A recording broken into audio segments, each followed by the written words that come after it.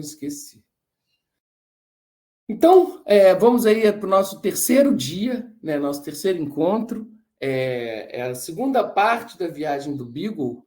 Né? A gente, para quem não lembra, a gente estava chegando no Chile, né? Então, depois de um longo período na Argentina, 2 anos na Argentina, o Beagle atravessa o Estreito de Magalhães, ele corta pelo Canal de Madalena e finalmente atinge a costa chilena. Tá? E tem algumas coisas interessantes na chegada do Chile. Aqui já são desenhos do Conrad Martins. Tá? E ele passa 3 vezes pela ilha de Chiloé. Então, é uma ilha importante da costa chilena, uma ilha grande, um arquipélago que tem ali, e por 3 momentos diferentes ele passa. E o Darwin fica um pouco assim, ele vai na mata, né? Ele estava extasiado ainda com a mata, com a floresta atlântica brasileira, e em Chiloé ele acha um pouco pobre assim, em termos de vida. Ele repara algumas coisas que chamam a atenção dele, que existe muita extração de uma árvore, que inclusive depois foi descrita em homenagem ao Fitzroy, que é Fitzroya, e as casas todas são feitas de madeira também nessa ilha, e os caras fazem fogueiras dentro de casa para cozinhar sem chaminé. Isso chama a atenção dele também, tipo, as pessoas fazem fogueira, cozinham e não tem um lugar para o escoamento dessa fumaça, né? Ele fica um pouco pegado nessa ideia. Aqui tem a ilha de Chiloé e o trajeto do Beagle. Olha que interessante, essa imagem já é uma imagem daquele livro, o primeiro livro que eu disponibilizei para vocês ontem. Então, é um livro que tem detalhes assim e de ilustrações muito boas. Tá? Vale muito a pena dar uma olhada. E aí, aqui tem alguns fatos interessantes. Primeiro, é essa raposa, né, que ficou conhecida como a raposa de Darwin, da ilha de Chiloé. E aí tem um dado bem curioso, que ele está na beira assim, com o seu martelo geológico, e essa raposa se aproxima sem medo nenhum dele. Inclusive, ele acaba, acho que, se eu não me engano, ele mata essa raposa com muita facilidade. Assim. Então, o animal não teve medo dele. E é muito interessante porque, no Origem das Espécies, ele tem um capítulo só sobre o instinto. E ele entra numa discussão exatamente desse instinto de fuga de alguns animais. Ele lembra, por exemplo, que em Galápagos os animais não fugiam dele. Ele conseguiu pegar um falcão com a espingarda da árvore. Né? E um dos tripulantes conseguiu abater uma ave com um chapéu. O cara jogou o chapéu e abateu. Então ele começa a unir o fato de você ter locais pouco habitados e com pouca caça com esse instinto de sobrevivência. Né? Hoje, por exemplo, todo dia eu coloco uma aguinha aqui na minha varanda para os passarinhos. Se eu chegar, todos somem na hora. Né? Ou seja, os animais que sobreviveram ao homem são os que fugiram, os que aprenderam a fugir. Quem não fugiu, não sobreviveu. Então, os animais têm esse instinto já de fuga. Então, essa raposa é interessante, a gente vai ver uma foto dela depois, vai falar um pouco mais. A outra, essa árvore, se eu não me engano, é Cupressoides fitzroya, não tenho certeza, eu sei que o Fitzroy com certeza. O Darwin notou um extrativismo muito grande dessa árvore, tá? E ele previu, de certa forma, que essa árvore desapareceria de Chiloé. Ele falou, cara, se continuarem extraindo essa árvore dessa ilha com essa velocidade, não vai sobrar nada. E ele profetizou bem ali. Realmente, essa árvore, essa população entrou em declínio severo, porque era muito extraída. Tem um conto interessante, que é desse passarinho, que era chamado pelos nativos de Xeucal. Então, esse passarinho, ele era como como é que eu posso dizer? Ele era mítico, né? De acordo com o canto que ele fazia, tinha um simbolismo para a população local. Então, se ele fez esse canto, por exemplo, é mau presságio. Se ele fez esse canto, é chuva. Se ele fez esse canto, é sorte. E aí tem uma passagem do diário que o Darwin também fala assim, cara, que engraçado escolherem um bicho muito inusitado para ser o profeta deles, né? Tipo, um passarinho pequeno, relativamente sem graça. O Darwin fica um pouco interessado nessa história. E aqui embaixo, são todos de Chiloé esses animais, né? Aqui embaixo, duas espécies, desculpa, que foram coletadas por ele e depois descritas em homenagem a ele. Então, esse anurozinho, né, que ficou conhecido como ranita de Darwin, e é interessante porque teve um congresso de poliqueta no Chile e parece que tinha um drink ou um lugar que chamava Ranita de Darwin. E uma aluna minha que eu orientei no doutorado, ela me mandou essa foto da Ranita de Darwin. E é bem interessante porque é uma rã que incuba os girinos numa cavidade bucal. Então ela tem uma cavidade e os girinos se desenvolvem dentro do corpo da fêmea, né? E à direita um nudibranquio, né, um opistobranquia, que também de Chiloé, que ele leva e também foi descrito em homenagem ao Darwin nessa ilha de Chiloé. Então ele passa na ilha em junho, novembro e dezembro de 34. Ou seja, o Beagle sai de Plymouth em dezembro de 31, né? A gente tem 32, 33, 34. A gente tem 3 anos de viagem e ele está chegando no Chile, né? Ou seja, já passamos da metade da viagem, ele ainda está na América do Sul. Então é sempre importante se ligar nessa data que eu coloquei, porque dá para a gente uma dimensão de que parte da viagem a gente está. Lembrando que a viagem acaba em 36, né? E aqui um desenho que acabou no volume de mamíferos da zoologia do Beagle, né? The Zoology of the Voyage of HMS Beagle. E aí na parte de mamíferos tem um desenho dessa raposa que ficou conhecida como a raposa de Darwin.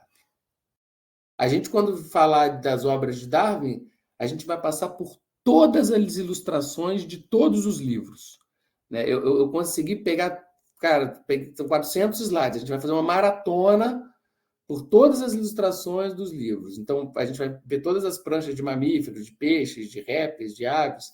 Então, isso aqui é só uma prévia da nossa última aula. A gente vai poder ver as pranchas, tá? E aí, em Chiloé, também tem uma passagem interessante, que é onde ele observa a erupção do vulcão Osorno, né?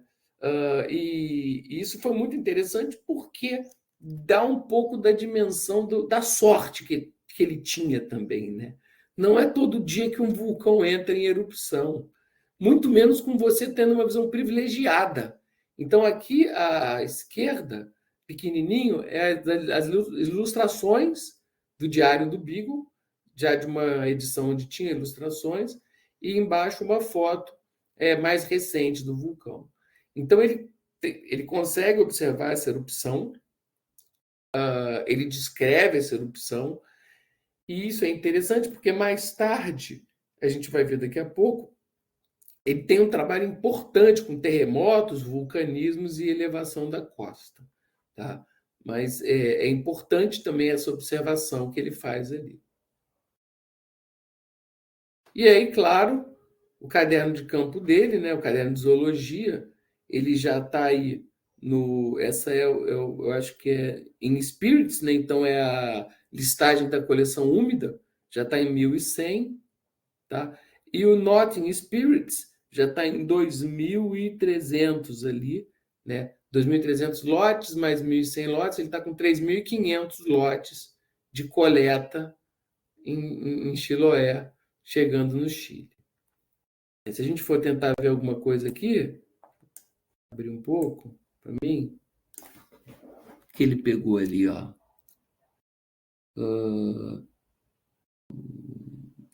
Essas são anotações mais à esquerda, né?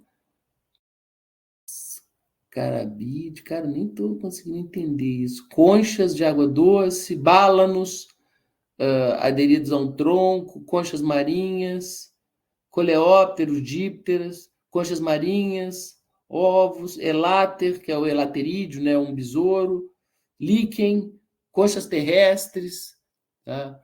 Ele pegou E uns beija-flores ali também. aí, ó, legal. Turdos também. Veja um trecho interessante que ele fala, né? O país inteiro era uma grande floresta, né? Tem uma parte que ele fala. Incrível, incrível. Isso aqui dá para brincar horas olhando para essas listas aqui. E dá para fazer trabalhos ainda, para explorar isso aqui em termos científicos também. Tá? Vendo se tal bicho ainda está em tal lugar, vendo que desapareceu, que aumentou. E aí ele vai para Valparaíso. Né? Ele passa em Valparaíso um pouco, tá? Esse é um desenho do Martins também, de Valparaíso. Aqui uma ilustração. É um ponto importante de saída dele. Mais um desenho do Martins, de Valparaíso. E as coletas dele lá. Então, crab, snake, aracnida, young frog, muito aracnida, bufo, né? Que era bufo, spiders, lizard, né? Lagartos, e vamos embora. Vários peixes no mercado, ó. Vários peixes comprados no mercado, ó. Foi no mercado e comprou peixe para coleção. O cara tá tipo, não vou conseguir pescar, vou comprar. Muito interessante, muito interessante. E continua.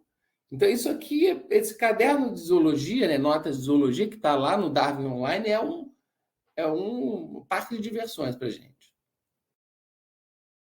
Olha só, outra ilustração boa daquele livro que eu passei para vocês ontem, né, do Darwin Sudamérica. Então, do Chile, né, essa passagem pelo Chile, tem 4 expedições importantes. Né? Nessa imagem tem 3 aí.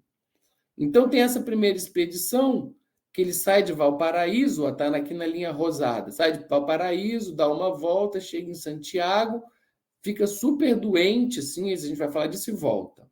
Né? E uma segunda expedição importante aqui, que está na linha 3, que é a linha amarela, é quando ele cruza os Andes e vai até Mendoza, na Argentina. A gente vai falar também dessa expedição, tem uma importância geológica nesse atravessar dos Andes. Né? Então, essa primeira expedição, que é a expedição de Valparaíso a Santiago, ele vai fazendo essa expedição e ele, interessantemente, ele passa por alguns rios, né, e alguns barrancos e coleta uma série de conchas ali. Né?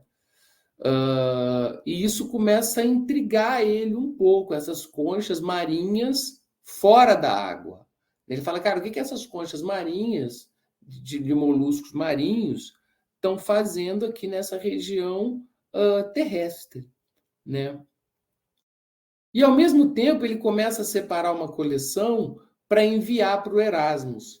Né? Então, ele começa a questão da coleção, ele começa a separar, ele separa isso em caixas, né? Grandes caixas, e vai enviando, como eu comentei, para a Inglaterra, e através de cartas ele já vai orientando para quem deve ir determinada coleção.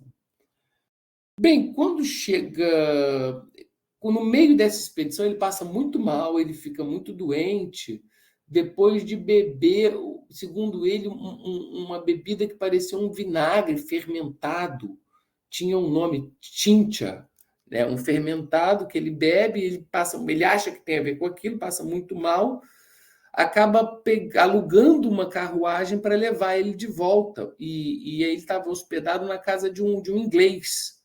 Ele estava hospedado na casa de um inglês que ele conhecia da época do Shrewsbury School, da época da adolescência. Ele ficou hospedado na casa desse lord inglês e ele fica muito doente, ele fica acamado.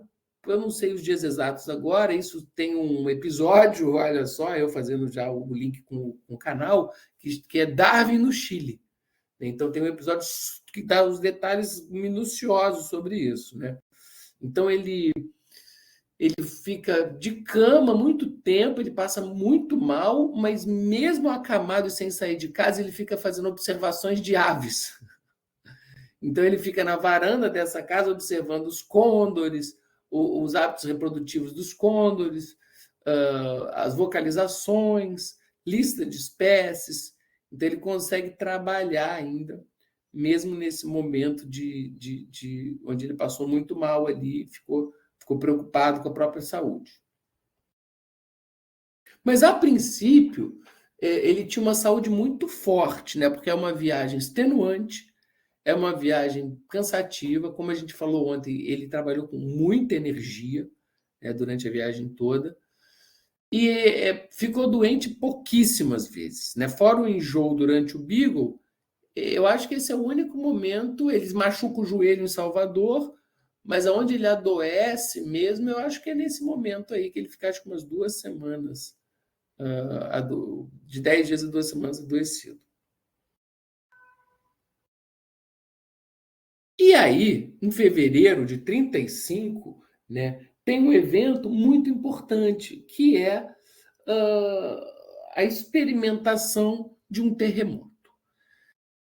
Então, o Darwin estava nos arredores de Valdívia, ele estava, na verdade, acho que ele estava em Concepción nesse momento, na mata, e ele sente o balançar da terra e deita no chão.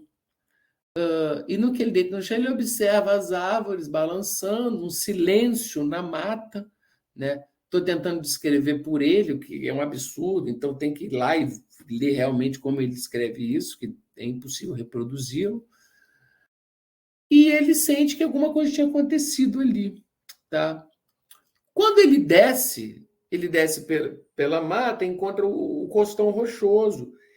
E ele de cara nota que tinha umas pedras elevadas, e ele vê algas e mexilhões e ostras, por exemplo, que deveriam estar submersas, que não estão mais. E aquilo chama a atenção dele. E aí ele percebe depois que teve uma espécie de tsunami também, porque ele vê vários barcos fora da praia, muita coisa destruída. E depois, conversando com as pessoas, ele percebe que houve grande destruição, principalmente em Valdívia, né? Pegou Valdívia e Concepción, se a gente olhar no mapa aqui, estão relativamente próximas, e na base dos Andes, né? Então, é justamente onde a placa de Nazca está empurrando a placa da América do Sul, fazendo uma subducção ali, empurrando os Andes para cima. Então, é uma zona muito rica em abalos sísmicos, tá?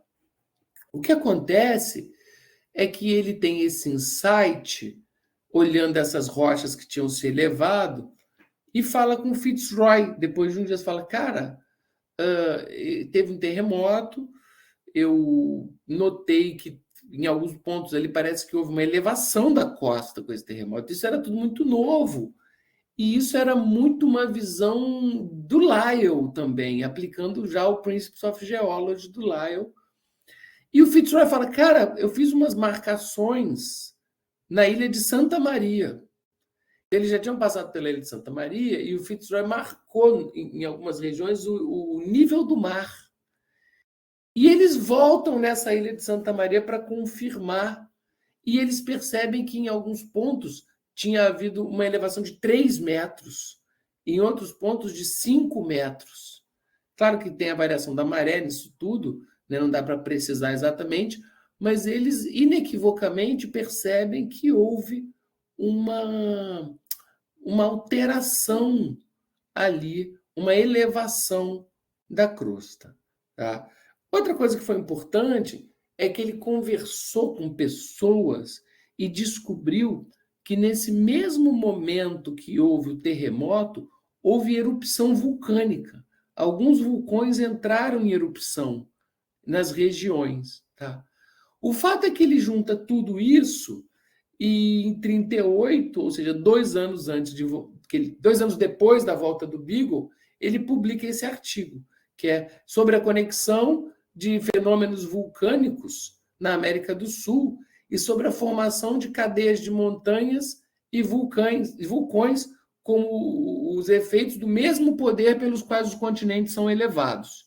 Então, ele publica um artigo importante dizendo que, olha, existe uma conexão entre formação de cadeias de montanhas, vulcanismo e elevação continental. Tá? Então, assim, o Darwin era um geólogo, né? Ele era um super geólogo. Tá? Esse foi um dos primeiros trabalhos que ele publica, de fato, né, junto com a zoologia do Beagle. E aqui, claro, as coletas em Valdívia, né? Crab, né? Caranguejo, o ácaro, ó, da pele de um lagarto, né? Crustáceos no mar aberto, cobra nas dunas de areia de Concepción, peixe, lagarto, ó, deformado, cauda dupla. Olha o que é um naturalista, ó. O lote 1192 é um lagarto deformado com a cauda dupla. Crab, enfim, aquela lista que a gente já sabe que é bem legal. Né? E aí, enfim, ele faz a travessia dos Andes. Para isso, ele contrata um rapaz, né? Ana Karina, fica à vontade. Oi, rapidinho. Esse artigo sobre essas conexões de vulcões e as formações rochosas, ele vai estar disponível para a gente, assim, já está... Isso tudo está disponível no Darwin Online. Tá. Todos os trabalhos dele estão no Darwin Online. Tá? Isso está em PDF, você procura, mas no Darwin Online você pode ir por data. Né? Provavelmente eu tenho ele aqui em PDF também, mas talvez fique mais fácil até você encontrar do que eu achar aqui na minha bagunça. Tem muita coisa do Darwin. É que eu pensei num amigo meu geógrafo que vai achar interessante também para mandar para ele. Qualquer coisa me pede, mas isso está tudo disponível.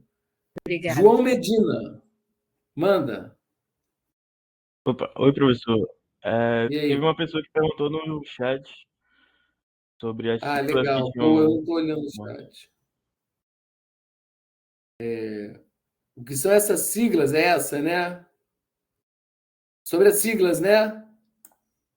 Essa pergunta? Isso, professor. Na capa do artigo lá tem umas coisas, não sei se é muita coisa da época, fiquei sem saber. Cavalheiro, Darwin, Geological Society and Fellow of Royal Society. Então, diz as sociedades que ele era membro na época, e essa seria uma gíria para o cavalheiro Darwin, entendeu? Como se fosse um títulozinho. Né? Mas, basicamente, era muito comum você usar essas siglas. Member of Royal Society, Member of Geological Society, Member of Linnean Society. Se usava isso para dar credibilidade para o autor.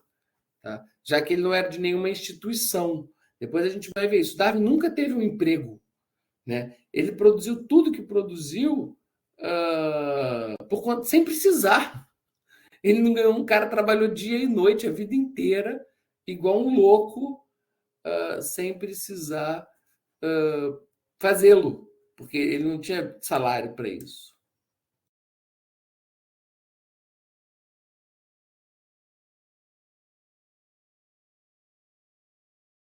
Então, aqui, na Travessia dos Andes, ele contrata esse vaqueiro, que é o Manuel Dias, eu não tenho certeza, esqueci o nome desse cara, que leva algumas mulas e leva mantimentos para a viagem e leva alguns ajudantes também e vai fazer a Travessia dos Andes.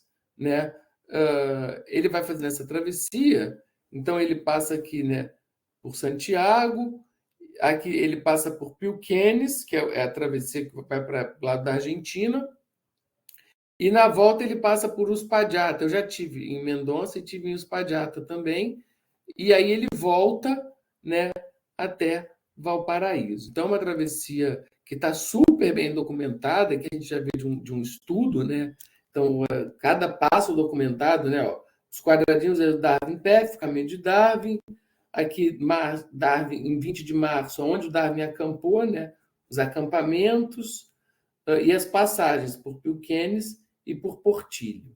Então, a gente tem essa rota extremamente bem mapeada, até onde ele acampou, até onde ele ficou. E aí vem uma parte importante da história, e a gente vai continuar essa história quando falar da Down House, que é justamente o fato do Darwin ter sido um adulto, uma vida adulta, né? Principalmente dos 30 até os 63, até os 70, 68 que ele morre, né? Ele nasce em 1809 e vai até 82, 73 anos, uma pessoa com a saúde muito frágil. Então, a vida dele durante a Down House, de 1840 a 1882, é uma vida marcada por problemas de saúde muito sérios, né?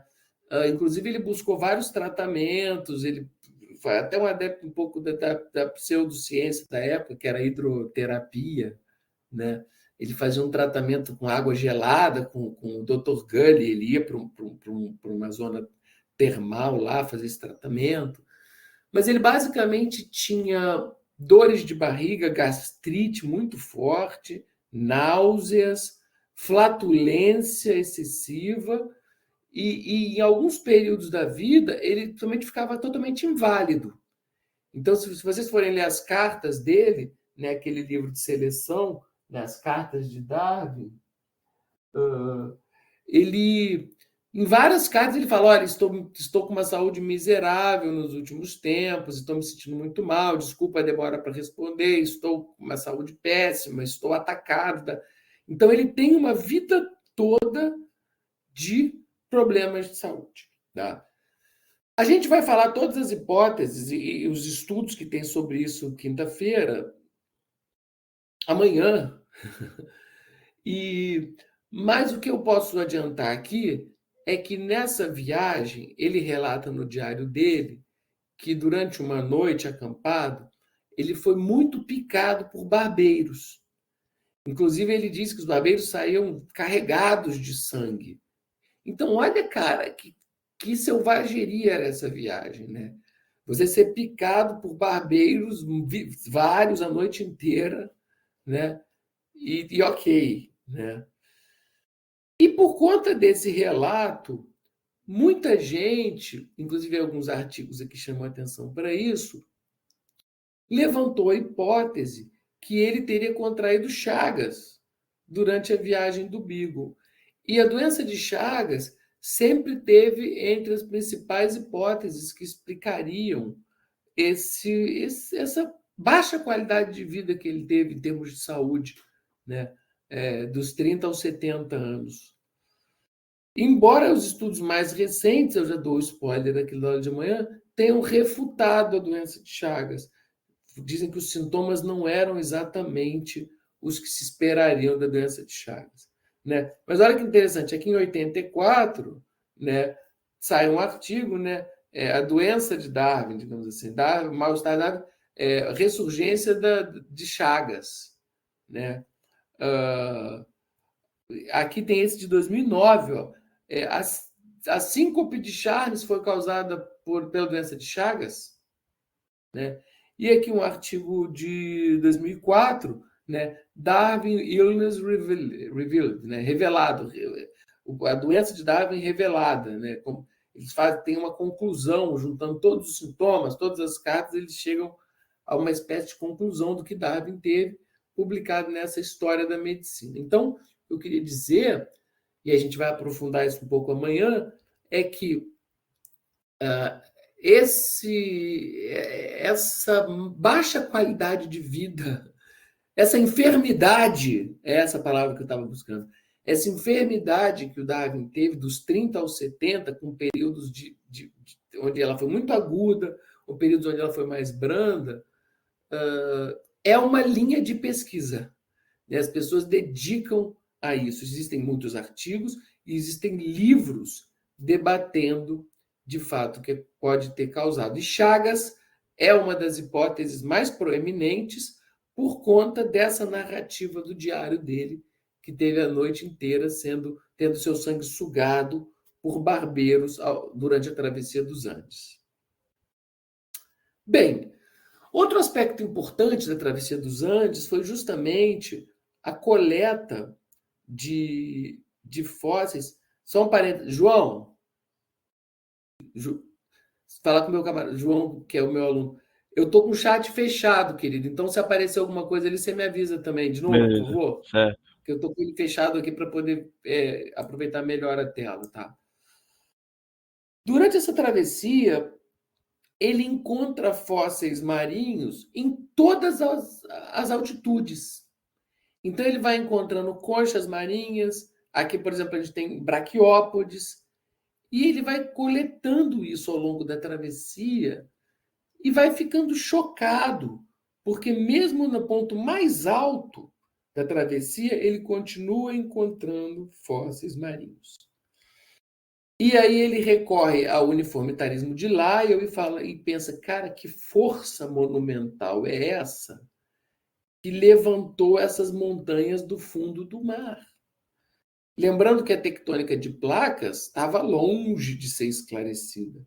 Ela só vai ser esclarecida, de fato, em 1970, embora tivessem teorias mais antigas que não tinham sido ainda completamente demonstradas. Mas aqui em 1830 não se tinha a menor ideia de que isso acontecia, né? Mas, de certa forma, o uniformitarismo de Lyell levava para esse caminho, né? De que as forças atuais atuaram o tempo todo no planeta, né? Então ele começa a falar, essas montanhas soerguiram de alguma maneira. E isso deve ter sido uma força monstruosa. Ele fica impactado ao encontrar fósseis ao longo de toda a travessia dele. E aí uma outra coisa que chama muito a atenção dele, e essa é realmente relevante, é a mudança radical que se tem dos dois lados dos Andes. Então a gente consegue ver por essa imagem de satélite, né, o lado chileno mais úmido, né, e o lado argentino mais seco. Então aí ele observa, por exemplo, que no lado chileno você tinha uma vegetação específica, né, de cactos, por exemplo, e quilaias, que é uma outra. Deixa eu ver, não estou conseguindo acessar a aula. Ah, tá. Eu achei que fosse alguém tentando entrar, porque chegou uma mensagem do curso aqui, mas não é isso. Ele encontra cactos e quilaias no Chile, e quando ele chega na Argentina, ele não encontra essa vegetação. Por outro lado, ele lista cerca de 10 espécies de roedores no lado chileno que ele não encontra no lado argentino. Por outro lado, ele encontra tatus, as avestruzes que a gente já falou, né? E esse animal que eu não estou lembrando exatamente qual é essa espécie, não sei se é uma cutia, acho que é uma cutia, que ele não encontra também no lado chileno. Então, embora ele não tenha tido nenhum insight sobre isso na hora, isso é uma observação que fica internalizada, né? E quando ele começa o Origem das Espécies, o início do livro é falando dessas faunas da América do Sul, né? Deixa eu ver se até eu achar isso aqui no livro, deixa eu ver só se eu achar rápido, se eu não achar.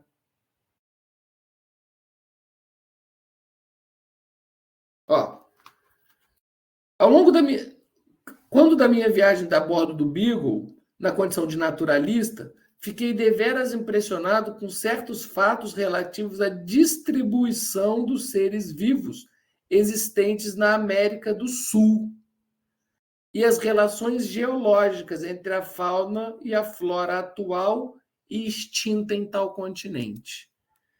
Então ele está falando que olha que interessante, o primeiro parágrafo da introdução do Origem das Espécies, ele está falando da distribuição na América do Sul, é isso que a gente está vendo aí, e da fauna extinta e atual desse continente. O que a gente viu ontem? Que ele achou fósseis de tatu, gliptodontes, e ao mesmo tempo ele viu tatus atuais andando pela fauna, diferente dos fósseis que ele tinha encontrado. Então, no primeiro parágrafo da introdução do Origem das Espécies, ele está falando do que ele viu da América do Sul, ele está falando de Galápagos, ele não está falando de tentilhão, ele está falando de nada disso. Ele está falando do que a gente está falando aqui. Distribuição da fauna, Tá? E tem uma coisa importante na Argentina, voltando, que eu não falei ontem, que depois que ele entende da pequena avestruz, né, a avestruz petise, que a gente falou ontem, que ele almoçou junto com o Conrad Martens, ele percebe que a distribuição dela não se sobrepõe com a avestruz grande. Então, é um outro dado importante das distribuições dessas espécies de avestruz. Quando ele atravessa os Andes, ele nota que você tem uma mudança de vegetação, uma mudança de fauna também, uma mudança de clima. Então, depois ele junta esse quebra-cabeça todo. Aqui ele só ficou, né, coletando essa informação, não tem nenhum insight. Né? Insight aqui ele tem das rochas que ele encontra, mas é um insight geológico, não é um site de evolução biológica. Ele está muito mais olhando como uma geologia de tipo, cara, essas montanhas vieram do fundo do mar. Né? Depois ele vai entender que essas montanhas separaram duas faunas, né, através de especiação alopátrica, e aí gerou duas faunas completamente distintas aí. Claro que ao atravessar os Andes ele faz um perfil geológico disso, né? Então esse é o perfil original, né? Original não, publicado, né? Scratch, né? Que seria rascunho, né? Seção do Vale do Copiapó, né? Então a partir da cordilheira principal. Então ele faz um estudo geológico também da cordilheira dos Andes ao longo desse trajeto.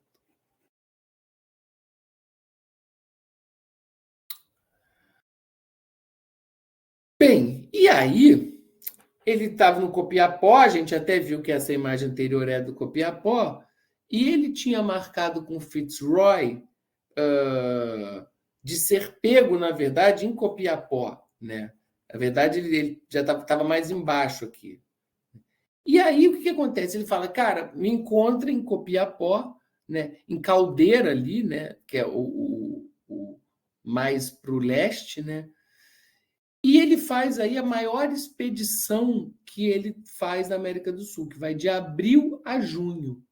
Então, por 3 meses, ele faz todo. O Chile é enorme, né?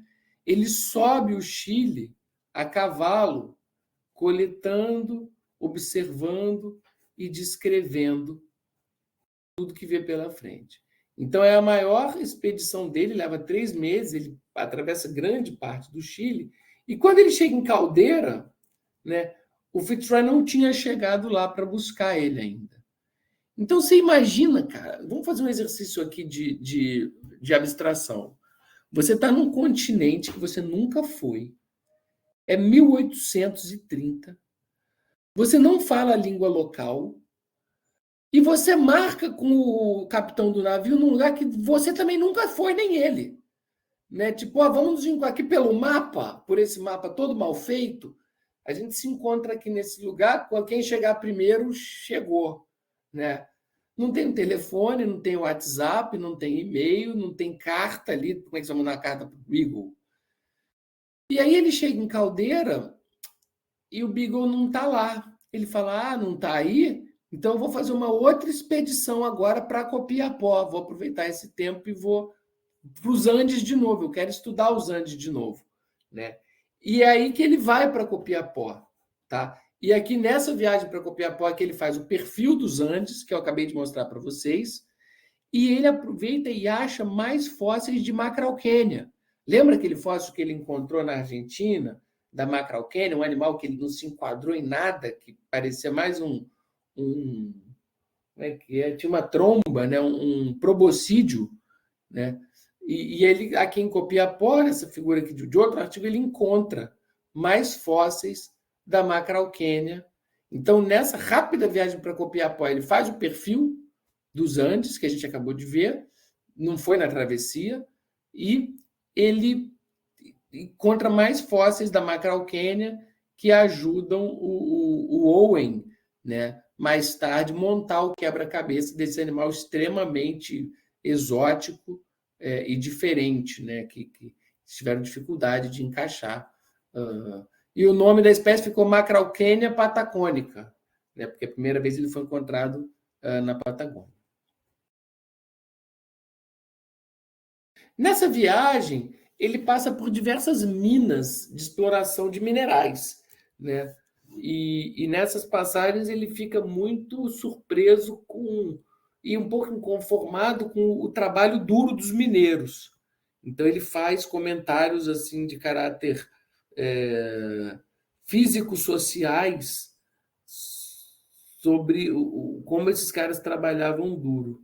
Então era uma região de muita mina de exploração, de extrativismo. E claro que ele vai coletando, né? Que ele já está na lista de lotes secos, 3.000. Conchas marinhas, líquen, conchas terrestres, bálanos, que é craca, né? um gênero de craca, pássaro verde. Aquele gray, não, verde, olha, é cinza, né? Um pássaro cinza muito comum. E ele vai embora. Vai embora. E ele tem uma passagem muito rápida pelo Peru. Eles ficam 2 dias no Peru, tá?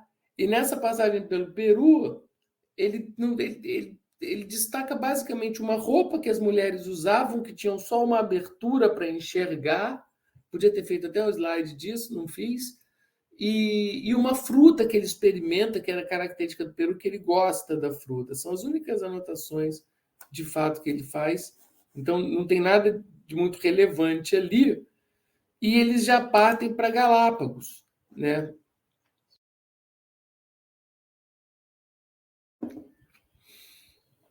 Para o arquipélago de Galápagos, onde o Beagle fica aproximadamente 3 a 4 semanas. Então, olha que interessante. O Darwin fica 2 anos na Argentina e pouco se fala do que ele fez, né? E, de alguma maneira, criou-se o mito de Galápagos, no lugar que ele ficou 3, 4 semanas, onde ele teria tido o grande insight, né? Que ele não teve. A gente vai entender isso agora. Então, as Ilhas Galápagos é interessante, né? Porque as ilhas têm 2 nomes, né? Então, em algum momento, vocês vão ver a ilha com um nome em espanhol e outra dos colonizadores, né? Em inglês. Então, aqui, por exemplo, essa ilha é Ilha James ou Santiago, né? Então, cada ilha, Santa Fé ou Barrington, né? São Cristóvão ou Charley. Então, tem essa nomenclatura. Esse é o mapa do Fitzroy, que ele usou na época para navegar as Galápagos. E aí a gente começa a pensar nisso. Então, quando a gente procura imagens de Darwin, da viagem do Beagle, é muito comum vir esses desenhos dele fazendo anotações em Galápagos, né? Então, aqui tem ele anotando sobre as iguanas, né? Aqui tem ele com o Beagle atrás, anotando sobre as tartarugas. Então, realmente, a história sobre uma eureka, né? Um insight de um cientista que teve uma sacada no momento, né? É uma história de super-heróis, né? Que cola muito, né? Então ele foi lá, olhou e pum, teve um insight, né? Sendo que não foi assim, foi uma ideia trabalhada, foi uma ideia muito estudada, né? O Origem das Espécies levou 20 anos para ser concebido, né? Mas de alguma maneira essa história da sacada em Galápagos pegou muito, né? Porque ela é bonita, né? Porque ela é gostosa, de caramba, o cara foi lá em Galápagos e teve um grande insight, né? Olha que legal, esse mapa, ele está naquele diário que eu passei para vocês online. Foi a segunda página que eu passei online, que eu falei, eu uso até umas figuras daqui que são muito boas. Então ele mostra, olha, aonde o Fitzroy desembarcou tem essa bolinha vazada, né? Aonde Darwin e Fitzroy desembarcaram é a bolinha com X. E aonde o Darwin desembarcou sem o Fitzroy é a bolinha com pontinho. Então, se você for ver, o Darwin desembarcou em 4 ilhas, basicamente. 1, 2, 3, 4 ilhas. Ele desembarcou em 4 ilhas e ficou pouco tempo, né? Ficou menos de um mês em Galápagos. Não significa que a Galápagos não tenha sido importante, tá? Isso o que eu estou dizendo é que não foi o lugar mais importante, né? Não foi determinante para a viagem, ele não teve nenhum insight em Galápagos, e mesmo no Origem das Espécies, ele usa os tentilhões para justificar qualquer coisa. Não tem isso. Ele nem no Origem. Mas é um lugar que teve muita importância, sim, né? Então, a primeira coisa que chama a atenção dele são as iguanas marinhas, né? Assim que ele chega na ilha, ele repara esses animais que ele considera tenebrosos, horrorosos, diabólicos, feios demais, repugnantes. E ele repara que os animais têm hábitos completamente aquáticos, né?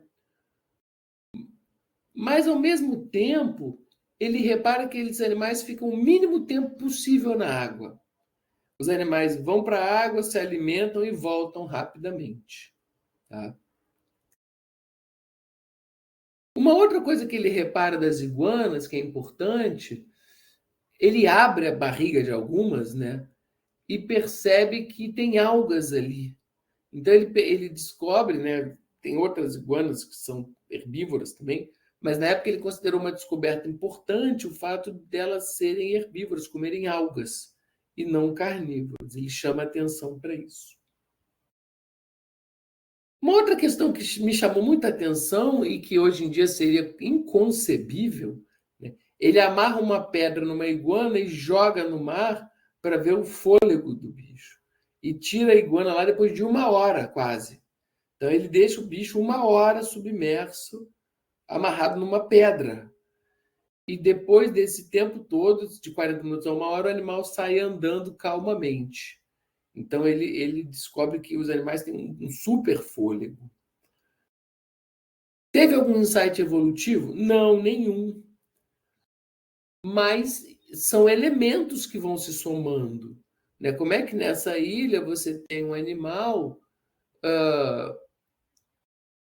com hábitos tão diferentes das outras, né? Isso é uma coisa importante. Um outro grupo que chamou muita atenção dele foram os cágados gigantes. Então, ele faz muitas observações sobre os cágados. Então, primeira coisa, ele mede a velocidade que os cágados andam, né, que era 300 metros por hora.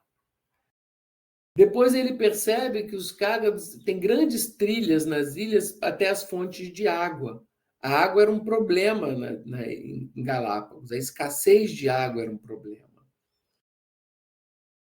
E, inclusive, em alguns momentos, ele relata, é difícil até de acreditar, mas os nativos, ao matar os cágados, que era usado muito como alimentação, eles fritavam a carne na própria gordura do animal, e o Darwin experimentou essa carne, eles bebiam a água da bexiga dos cágados.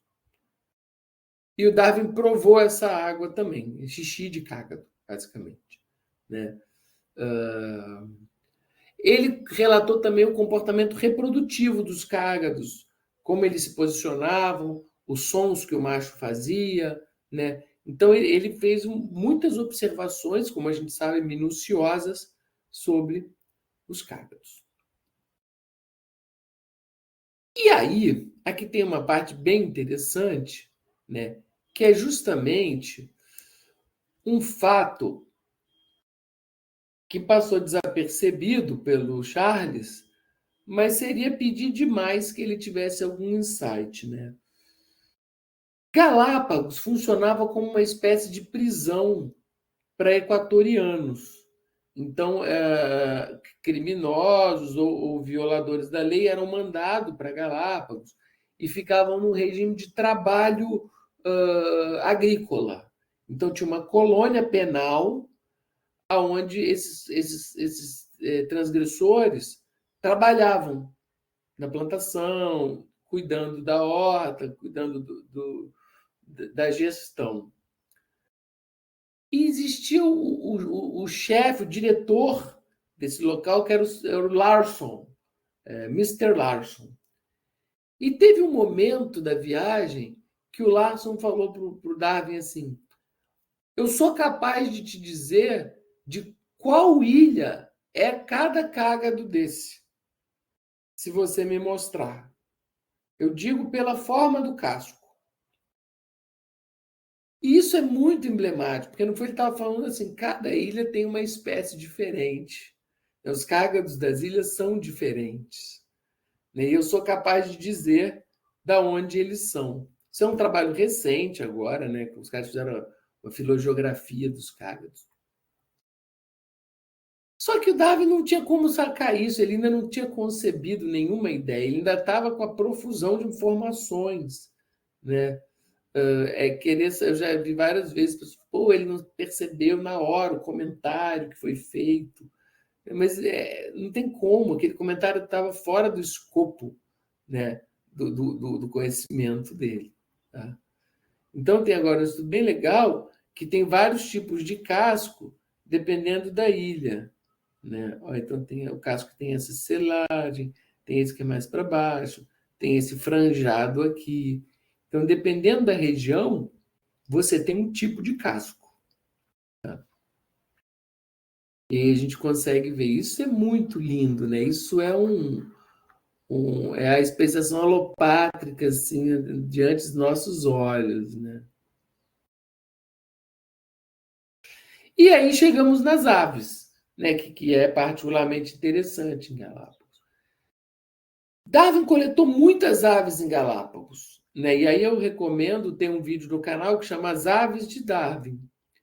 E aí eu passo todas as pranchas no vídeo lá. Quem for no canal, aproveita e faz um comentário qualquer, dá uma curtida, isso dá uma turbinadinha lá no... O canal é fraquinho, né? Mas aí qualquer turbinada, a gente tem 37 pessoas aqui, tivemos nem 10 inscritos. Então a galera não consegue nem ir lá e se inscrever. Mas acho que para se inscrever precisa ter uma conta, né? Então não sei se nem todo mundo tem uma conta no YouTube também.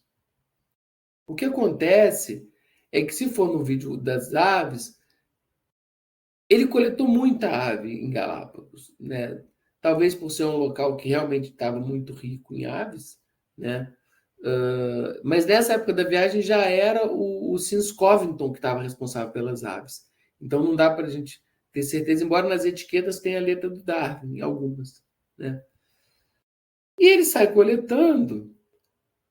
E aí a gente tem, hoje em dia, né, o mito. Né? Qual que é o mito de Galápagos? Né? Ele está muito bem descrito aqui nessa charge. Né? Em 15 de setembro, Charles Darwin chega nas Ilhas Galápagos. Né? Enquanto Darwin visitava cada uma das ilhas, ele observou que os tentilhões tiveram uma variedade de bico entre cada ilha.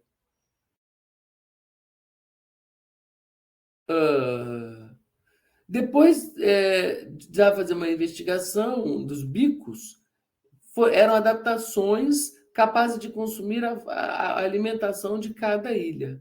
Né? Embora os tentilhões tivessem adaptado, eles eram relacionados ao seu ancestral comum. Né? Os tentilhões de Darwin é um exemplo perfeito da evolução, não somente porque os finches tiveram um ancestral comum, mas que também... mas também que a biogeografia acontece. Né? Ou seja, é o mito de que ele foi em Galápagos, olhou que os bicos diferentes das ilhas estavam relacionados às comidas diferentes nas ilhas, e com isso ele teve um insight sobre os tentilhões. E aí, com esse mito, que foi muito provavelmente iniciado por Julian Huxley, em seu livro de 1942, The Modern Synthesis, até onde eu estudei, o Huxley ele tem sido acusado de o inventor desse mito. Né? Os tentilhões viraram o grande símbolo da evolução.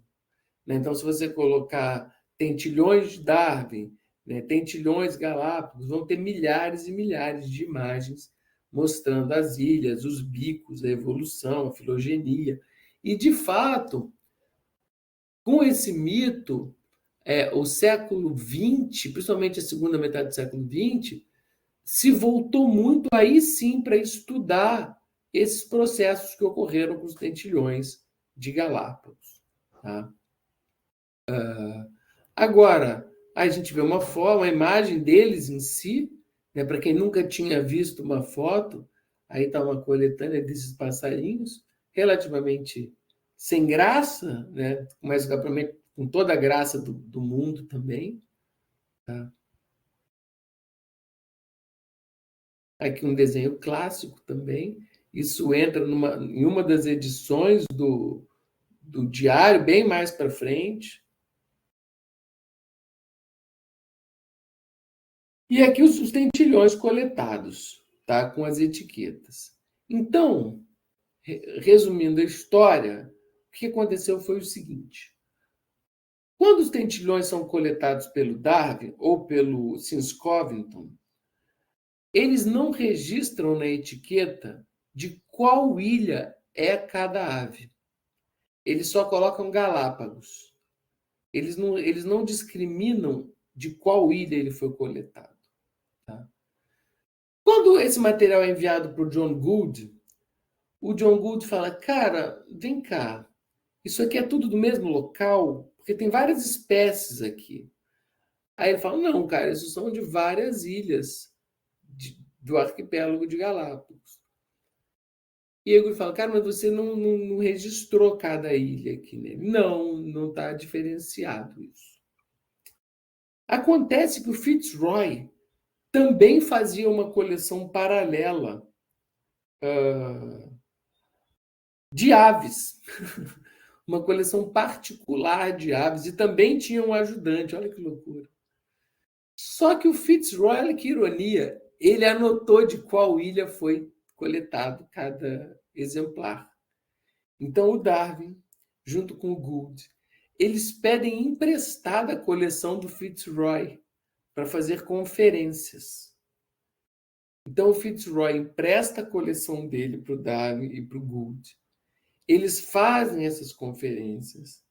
E aí o Gould, com isso, fala, olha, cara, cada ilha tem uma espécie.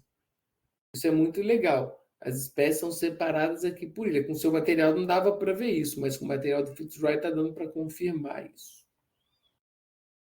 E isso é muito legal. Isso sai no trabalho. O trabalho das aves, acho que sai em 1838 ou 39. A gente está falando de 2 ou 3 anos depois da volta. É um trabalho importante. Né? Descreve muitas espécies novas de aves. A grande maioria são novas.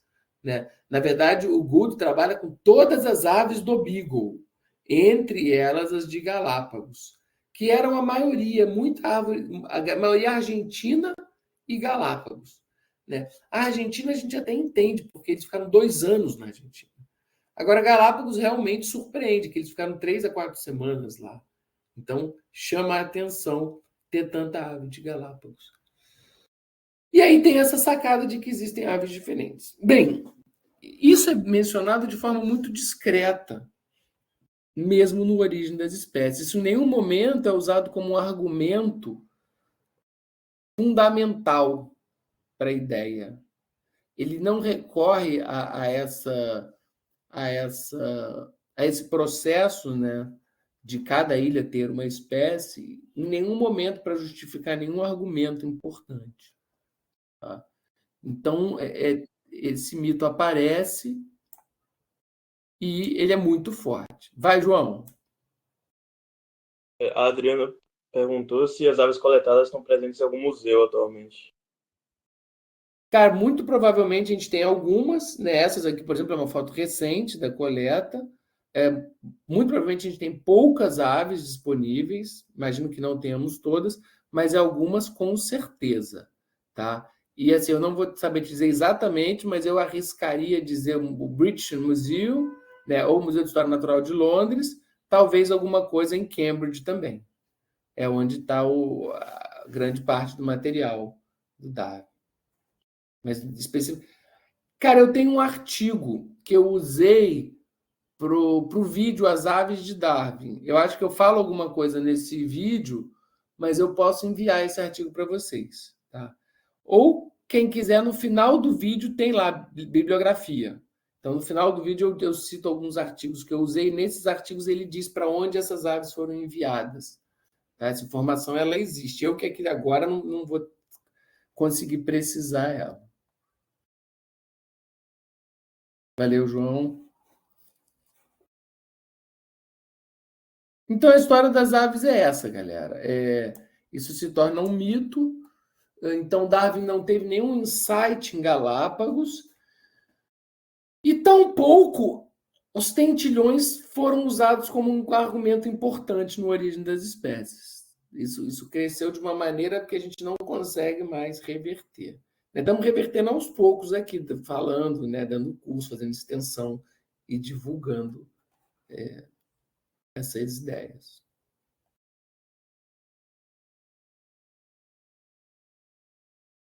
Coletas, Galápagos, muita coisa. Muita coisa. E aí, parte de Galápagos, depois de um tempo, ele atravessa uma parte grande aqui do Pacífico, até chegar no Tahiti.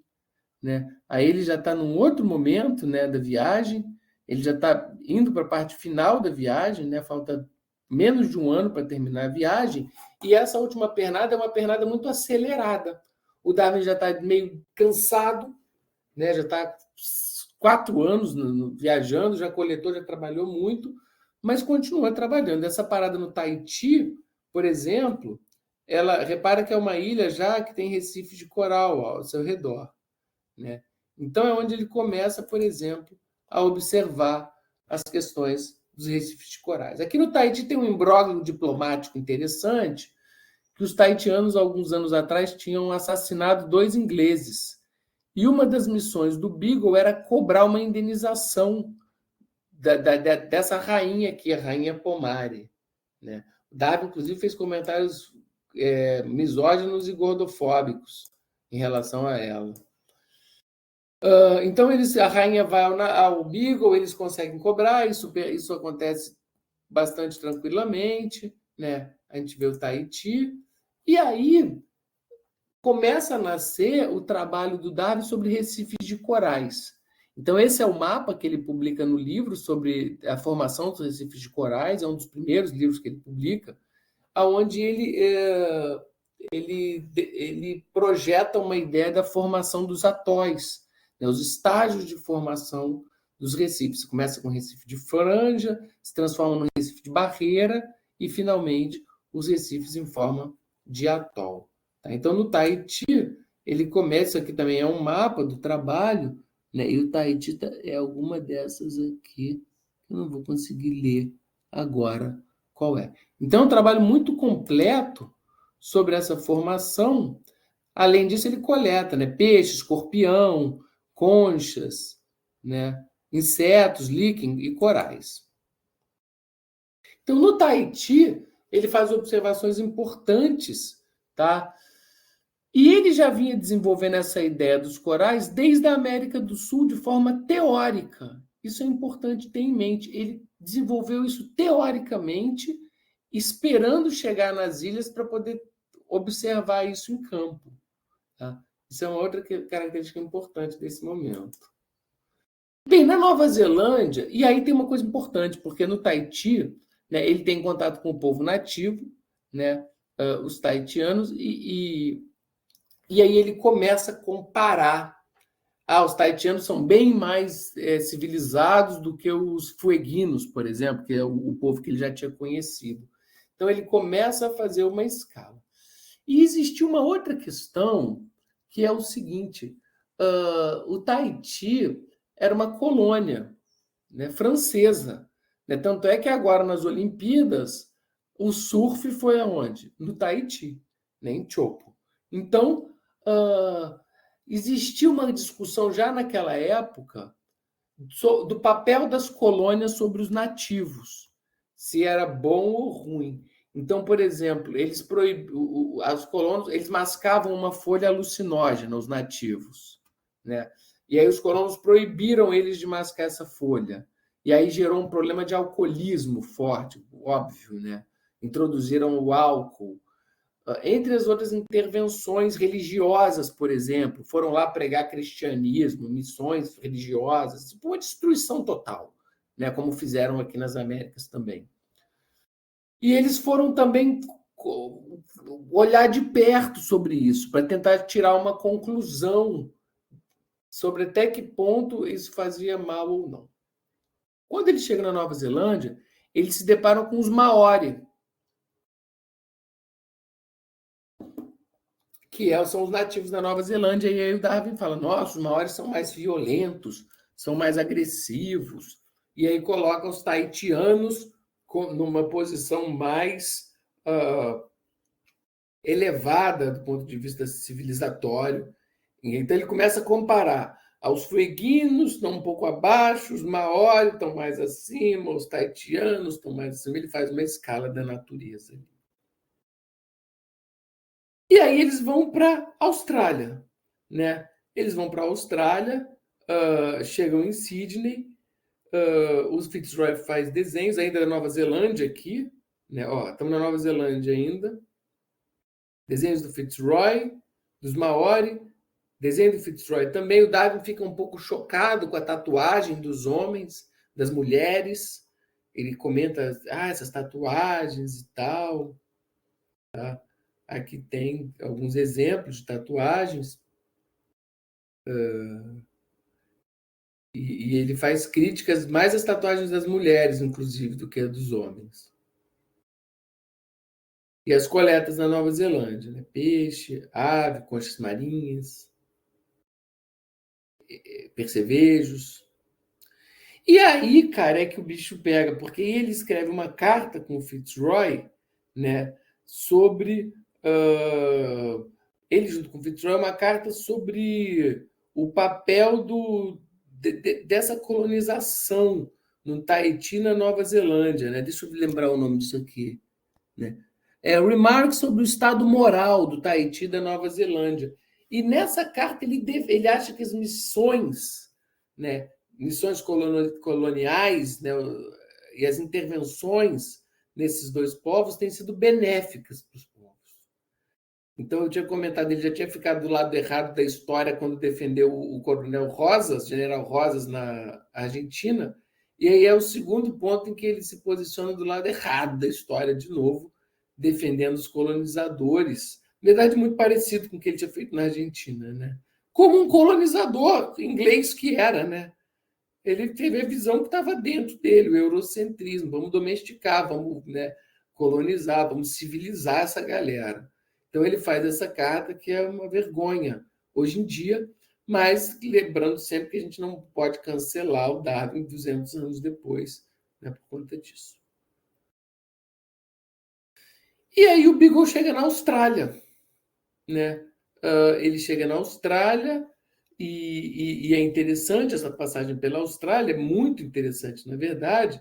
Né? Então, só para ver o que eles fazem, né? Eles param em Sydney, aqui ele faz uma caminhada importante, depois eles vão para Tasmânia, depois eles vão para o extremo, né, para a costa oeste, né? E depois eles vão para Ilhas Cocos-Keeling, né? As Ilhas Keeling. Então, a primeira coisa na Austrália que ele faz é uma longa expedição, né, até Bathurst, né? Então ele vai, ele acampa, né? Ele dorme no caminho, ele vai com o pessoal, ele tem uma série de experiências interessantes aqui nessa caminhada. E parte desse trajeto hoje virou um parque, né? Um país sério, né? Que aproveita a situação. A gente podia ter aqui hoje, né? A gente até tentou fazer, né? Mas em Salvador, por exemplo, não tem nada, não tem uma plaquinha, não tem. O Rio tentou fazer os caminhos de Darwin, mas totalmente mal feito também. A gente não consegue aproveitar, né? Falar sério, não consegue falar sério. Então, os australianos têm os caminhos de Darwin extremamente bem preservados, maravilhosos, com placas informativas, com detalhes, com curiosidades. Então, desse caminho que ele fez. Bem, o que é importante na Austrália? Primeiro, né, ele começa a ver uma fauna completamente diferente. Né? Ele se dá conta de que ele está vendo coisas ali que ele nunca tinha visto. Né? Então, chama a atenção dele de uma formiga-leão, só que de um outro grupo diferente do que ele tinha visto na Europa. Ele fala, caramba, que loucura, o bicho tem o mesmo comportamento, o mesmo hábito, mas não é a mesma espécie. Depois ele vê o ornitorrinco. Ele fala, cara, o que é isso, bicho? Esse bicho que nunca vi em outro lugar nenhum. Depois ele vê os cangurus e koalas. Ele fala, cara, que loucura. Né? Depois é o rato canguru também que ele vê. E aí, a fauna da Austrália é muito exótica mesmo, né? Até por conta do isolamento do continente. Né? E aí chega uma passagem que ele fala assim, existiram duas criações, como se a Austrália tivesse sido formada por uma outra criação. Né? Ou seja, a fauna era tão diferenciada que ele achou que não fosse o mesmo Deus que tivesse criado a fauna. Só que um parágrafo depois ele já volta atrás. Ele falou, não, apenas um Deus fez somente uma criação. Ele volta atrás, né? Nesse pensamento de duas criações. Mas subjacente a esse comentário tem a ideia de que, cara, tá muito diferente isso aqui. Esses bichos que eu estou vendo aqui, eu não vi em nenhum outro lugar. O que pode explicar isso? Então, isso chama muita atenção. Eu tenho um artigo Darwin na Austrália, depois posso enviar para vocês também. Tá? Mas essa sacada é muito importante, quando ele fala que houveram duas criações. Né? Isso chama a atenção dele de alguma forma. Parece que, por algumas cartas que ele escreve no caminho para a Austrália, ele tem alguns pensamentos sobre a fauna de Galápagos também, pela distância do continente. Né? Então ele fala assim, precisamos entender ainda a relação de Galápagos com o continente americano. Ele fala, parece que aqui houve um outro centro de origem. Ele ainda tinha na cabeça dele a ideia de centro de origem e dispersão, a vida criada num local e dispersa, né? Que é a visão bíblica, é a visão lineana. Né? Centro de origem e dispersão é a primeira ideia biogeográfica da Torre de Babel, né? A ideia de que a vida surge num ponto e se dispersa. Então ele já está no final da viagem. Ele termina a viagem criacionista, ainda não tem nenhuma evidência de que ele teve algum insight evolucionista no Beagle, mas ele já estava com muita informação. E viajar dá essa informação. Você, quando viaja ao mundo todo e vai vendo que em cada lugar que você para, você tem uma fauna, você fala, o que está acontecendo? Cada continente é uma fauna? Por que cada continente é uma fauna? Não é à toa que o outro autor da seleção natural, que é o Wallace, também viajou o mundo. Também saiu da Europa, também foi para a América do Sul, foi para o arquipélago malaio. Então, também foi um cara que saiu da Europa, foi para a América, né? Foi para o Índico. Então, quando você, naquele momento, não era comum você viajar ao mundo observando a natureza. Né? E, curiosamente, os dois caras que tiveram insight da evolução, de uma explicação, né, foram pessoas que viajaram o mundo. Então, ver a fauna da Austrália foi um marco também para ele. Tá?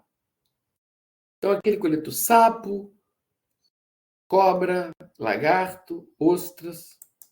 Né?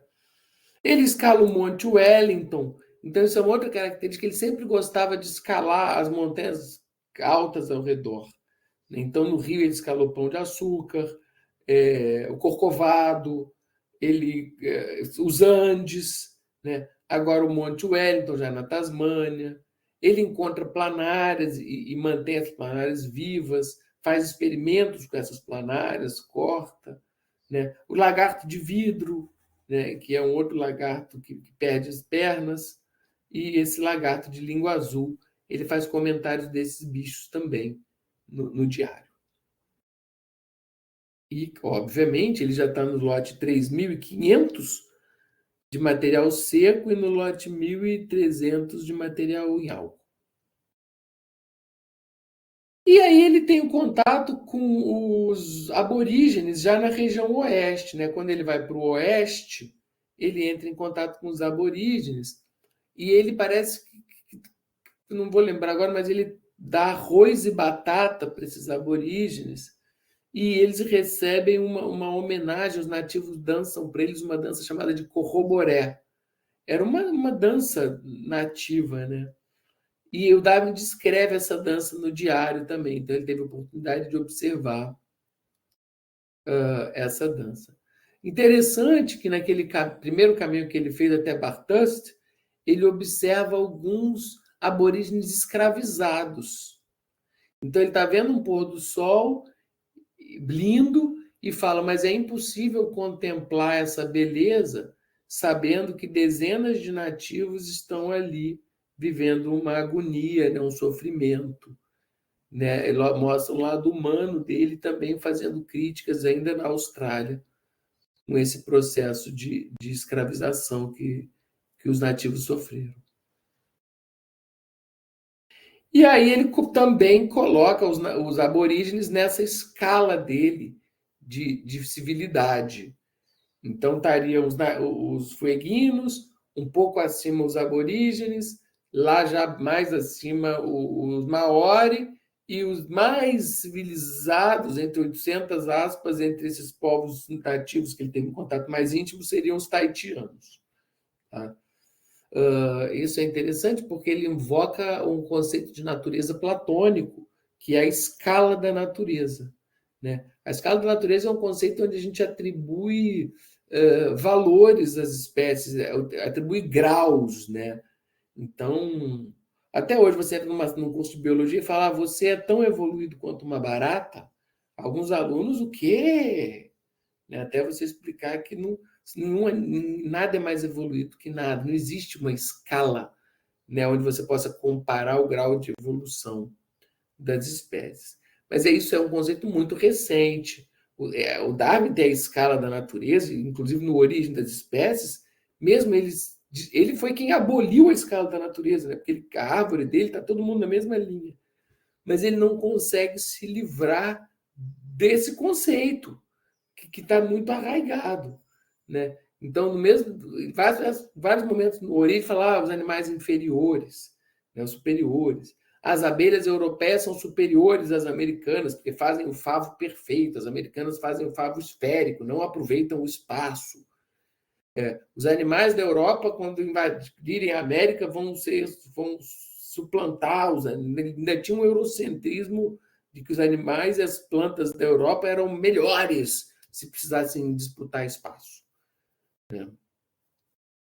Sem críticas. Repare, isso não é uma crítica que eu estou fazendo ao Darwin. Estamos contextualizando o pensamento dele e com isso a gente está olhando um pouco para as ciências naturais do século XIX, né? Para o pensamento da história da natureza predominante no século XIX. Isso não era o pensamento dele. Né? Isso era o pensamento da época. E claro que coletou bastante, né? Aquela lista que a gente gosta de ver. O Beetle, né? O besouro, corais, concha marinha, a plísia, e vamos embora. E aí ele chega nas Cocos-Keeling, tá?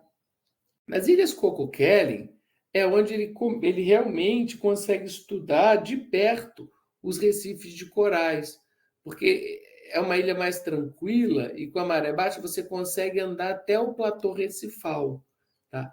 E aí ele consegue aplicar melhor as ideias e as primeiras observações que ele já tinha feito. Então chama a atenção dele aqui, principalmente quando ele chega na ilha, esse caranguejo coco, né? O coco crab. São caranguejos enormes, capazes de escalar árvores e de abrir cocos. Eles têm umas quelas muito fortes, eles conseguem abrir cocos. Então, isso chama muita atenção dele. Né? As ilhas Cocos-Keeling também são chamadas, às vezes, apenas de ilhas Keeling, né? Keeling Island. Tem esse nome porque tem extensas plantações de cocos também. Tá? E aí, sim, ele anda, que são espécimes coletados por ele anda até o platô recifal, ele coleta as espécies, ele é o primeiro cara a entender que os recifes de corais são formados por muitas espécies.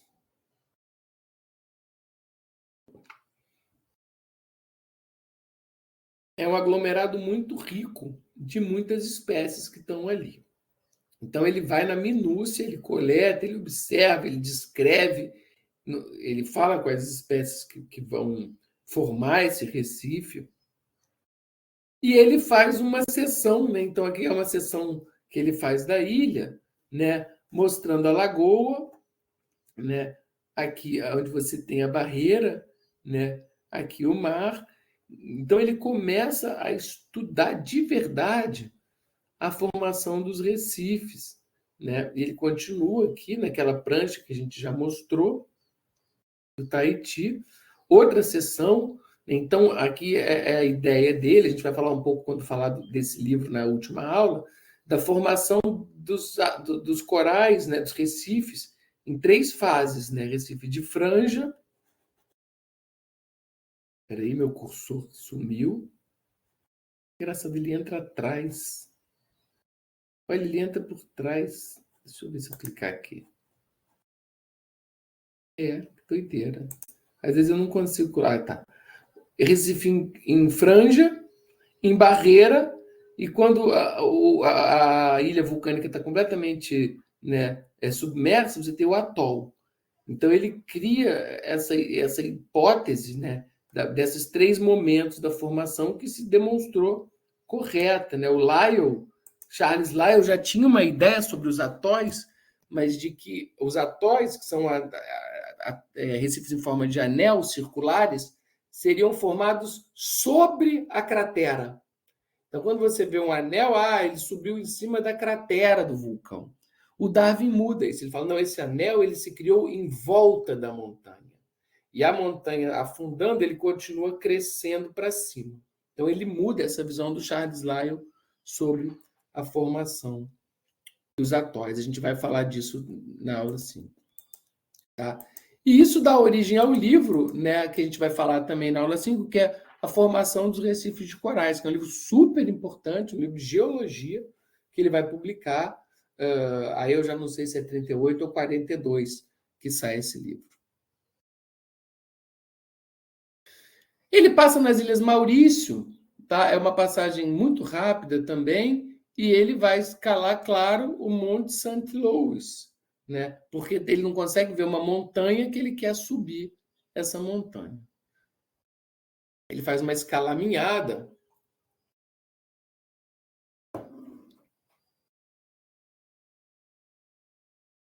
para subir essa montanha, St. Louis.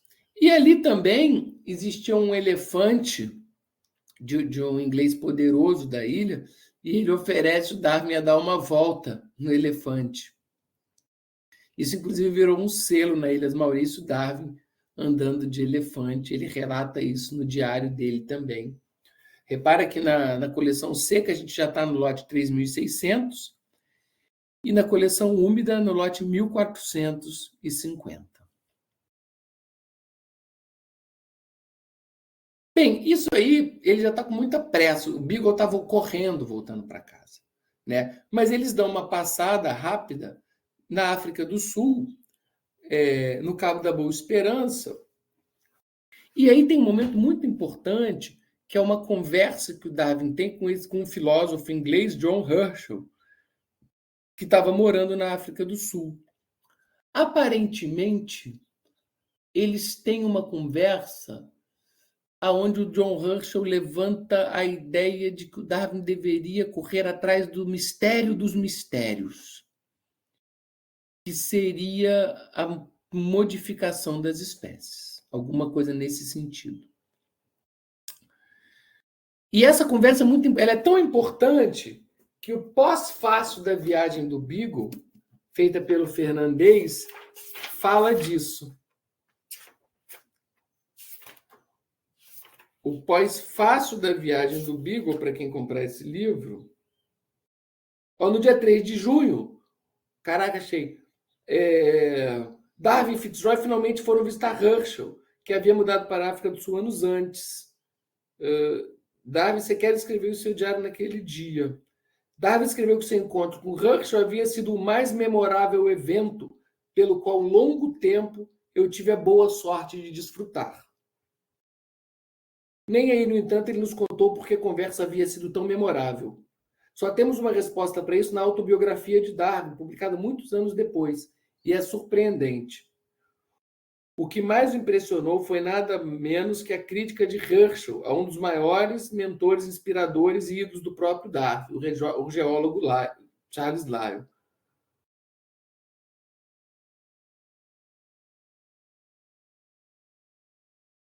Então, ó.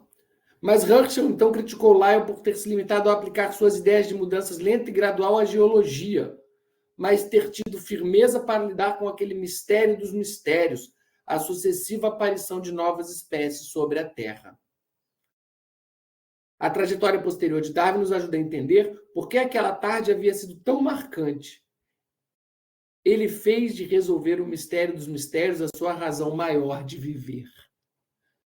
Cara, que sorte eu ter achado isso aqui. Eu lembrava de ter lido isso, sei lá, 20 anos atrás. Nunca mais tinha lido essa parte. Então, o Fernandes teve essa sacada, né, de buscar que essa conversa com o Herschel, numa tarde, que o Darwin disse que foi um dos momentos mais memoráveis que ele teve o prazer de desfrutar, aonde o Herschel critica o Lyell, porque o Lyell falou que a geologia muda, mas ele não estendeu isso às espécies. E muita gente defende isso, inclusive um colega meu, o Hélio, amigo do Vinícius, que está aí também, sempre fala isso, que o Darwin fez, entre outras coisas, foi aplicar o uniformitarismo do Lyell à biologia. Ele pegou a ideia do Lyell de transformação do planeta, de que os mesmos eventos que atuam sempre atuaram, e leva isso da geologia para a biologia. O Herschel, de certa forma, fala isso para o Darwin. Então, essa passagem da África do Sul tem essa importância, essa conversa com o Herschel. Detalhe que o Herschel era um filósofo tão importante, né, que ele também foi sepultado na Abadia de Westminster, junto com Darwin, junto com Newton. Detalhe, lembra que eu falei de Inglaterra, né, de Westminster? A gente fala Darwin, mas a pronúncia em inglês é Darwin, né? É Darwin. Então, se você for falar algum dia isso em inglês, se você falar Darwin, o cara não vai nem entender. É Darwin, né? Windows, né? Então, Darwin. Só que eu não vou ficar falando Darwin aqui. A gente popularizou como Darwin e vamos embora, só para deixar claro que a pronúncia não é essa em inglês. Mesmo assim, ele ainda coleta, né, lagartos, sapos, né, corais, conchas terrestres, ácaros, a concha das Ilhas de Keeling sendo colocadas aqui quando ele já estava no Cabo da Esperança. E aí ele passa por duas ilhas do Atlântico Sul, né, duas ilhas vulcânicas, e aí basicamente ele faz estudos geológicos dessas ilhas, né? Ele faz estudos geológicos. Na ilha de Santa Helena, ele visita o túmulo de Napoleão Bonaparte, que ficou sepultado nessa ilha, né? Teve um asilo lá, acabou morrendo e ficou sepultado. Esse aqui é o desenho do Sims Covington, o violinista que já estava ajudando o Darwin nessa época. E essas observações dessas duas ilhas geram um outro livro de geologia, né? Geological Observations on the Volcanic Islands na América do Sul, a bordo do HMS Beagle. Eu tenho esse livro traduzido, o Tiago ontem revelou a origem dessas traduções, que para mim ainda eram desconhecidas, eu não sabia de onde elas tinham saído, e o Darwin tem tanta coisa, cara, quanto mais a gente fuça, mais tem coisa, entendeu? E eu posso colocar para vocês lá no grupo esse livro. Um livro muito técnico, de geologia, eu mesmo nunca encarei esses, né? Os outros eu já li alguns, né, dos que a gente vai falar amanhã. Esses eu li mais os resumos, assim, os comentários, porque é um livro de geologia, uma outra linguagem, um livro muito técnico. Mas essa passagem por essas ilhas rende esse que é também um dos primeiros livros. Os primeiros livros do Darwin acabam sendo livros de geologia, que é o Recife de Coral, a formação de Recife de Coral, observações sobre ilhas vulcânicas e observações geológicas na América do Sul. A gente vai falar de um por um na sexta. Bem, nisso tudo ele dá uma última passagem pelo Brasil, né? Aqui tá errado, né? Ele bota Baía, tadinhos, eles colocam a Baía de Todos os Santos aqui, mas não é, né? Se Abrolhos está aqui, a Baía de Todos os Santos está, a Baía de Todos os Santos está em Salvador, né? A gente perdoa isso aqui, não sei o que ele quis dizer, está errado. O lance é que ele dá uma passagem pelo Brasil basicamente para pegar comida, pegar água e ficam 2 dias ali. Mas mesmo assim o Darwin estuda um pouco dos afloramentos rochosos que tem aqui na Bahia. Eles tentam ir embora, mas o Beagle enfrenta dificuldades com o mar e eles dão uma parada em Pernambuco, né? E aí tem uma passagem engraçada no livro, eu conto isso também, eu acho que no vídeo, que o Darwin pede para um morador para atravessar a casa dele, para poder ter uma vista da cidade. E o morador não deixa, fala, não vai passar pela minha casa nada. Cara, ele fica inconformado. Ele já tinha uma má impressão dos brasileiros, e como assim o cara não deixou eu atravessar o quintal dele, né? Ficou horrível. Então ele vai embora do Brasil dando graças a Deus que se livrou desse povo miserável, dessa terra, né? Mas apaixonado pelas florestas, né? Mas o cara é um pouco rei na barriga, né? Tipo, deixa eu passar aí pela sua casa que eu quero ver a vista local, né? Eu não vou procurar isso aqui porque eu não vou. Será que eu acho isso rápido aqui? Acho que eu não acho não, cara. Peraí. Eu não vou achar isso, cara.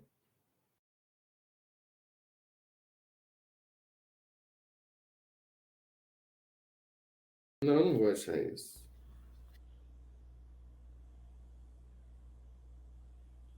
Nem tá marcado, mas de repente amanhã eu acho isso aqui. Não, muita loucura. Enfim, não vou nem ficar procurando. Então ele fica muito horrorizado, né? Bem, com isso eles já voltam, né? Eles param rapidinho em Cabo Verde, mas só para sentido de organizar navio, pegar água, mal desembarcam, mas mesmo assim ainda tem umas coletinhas aqui. Ele não perde tempo, né? Param nos Açores e, finalmente, né, em outubro de 36, né, eles saíram em dezembro de 31, eles 2 anos depois, né, 5 anos depois praticamente, chegam em Falmouth, né? E ainda não é o destino final, né? Depois de Falmouth, ele ainda pega uma carruagem e leva de 1 a 2 dias para chegar em Shrewsbury, que é onde era a casa dele. Ele volta para The Mount, a casa onde ele nasceu. E o pai dele, né, isso tem numa carta que ele escreve para um amigo, o pai dele, quando vê, fala, nossa, o formato da cabeça dele mudou. Realmente, ele voltou transformado dessa viagem. Então, é muito louco, né? Que ao embarcar, o Fitzroy analisou o perfil dele pelo formato do nariz. E o Darwin, desde criança, era incomodado com o formato do nariz, era uma característica dele, não gostava do narigão. E quando ele volta da viagem, a primeira coisa que o pai dele faz é dizer que o formato da cabeça dele havia mudado, né? E aí tá tudo isso no jornal do Beagle, esse livro vira um clássico depois, muda de nome várias vezes, tem uma série de edições. Lá no Darwin Online tem essas edições todas, em português, em inglês, em chinês, em edição primeira, edição segunda, isso muda de nome várias vezes. E é um livro encantador, eu já li o meu umas 3 ou 4 vezes aqui. Mãos levantadas. Vai, Tiago. Só fazer um comentário, né? É interessante mesmo esse comentário do pai dele, porque o formato da cabeça dele realmente mudou. Não no formato, como uma metáfora, né? Porque realmente foi transformador. Mesmo o pai não querendo dizer isso sabendo, mas se a gente analisar hoje, é uma metáfora tão poderosa, né? Que realmente ela faz muito sentido. É até meio psicanalítico, né? Para quem gosta dessa área aí, se analisar aí, porque é muito interessante. Eu tenho uma curiosidade das curiosidades, né? Por acaso alguém chegou a contabilizar quanto custou esse pacote da CVC dele? com o pai dele, né? Sendo seu patrocinador, o patrocinador dele. Ele deve ter gasto muita grana, né? Para se manter. Tinha, talvez na Janet, ela não fez a conta, mas ela chega a mencionar os valores.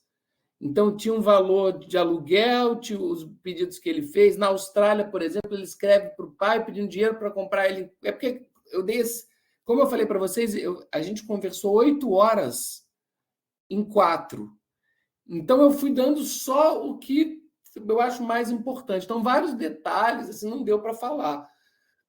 Mas, por exemplo, na Austrália, ele pede dinheiro para comprar 2 obras do Conrad Martins, além de tudo, né? No Uruguai, ele pede dinheiro para contratar o Sims Covington. Então, ele vai, além do dinheiro mensal, para alugar cavalo para os Andes, ele vai pedindo dinheiro. Então, não é impossível que alguém tenha feito essa conta, cara. Não, eu não tenho pela essa internet conta. Aí, deve achar alguém que...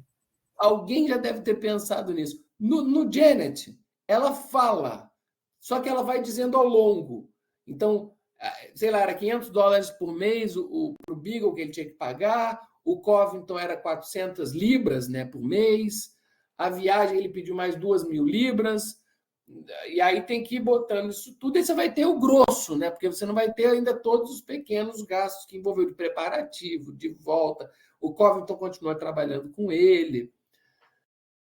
Mas foi uma grana, cara. Foi muita grana. Mas valeu a pena, né? Olhando agora que o cara entrou para a história da humanidade e o pai acabou entrou por conta dele. A gente jamais saberia quem era Robert Darwin hoje em dia, mas foi caríssimo. Eu nunca vi esse trabalho, mas não duvido que exista. João levantou a mão. Eu tenho uma dúvida também ainda sobre isso. Não sei se tem pergunta aí antes, mas enfim. Peraí, o João tinha levantado a mão. Oi, são as perguntas da Adriana no chat, professor. Dá uma olhada aí. Deixa eu olhar aqui.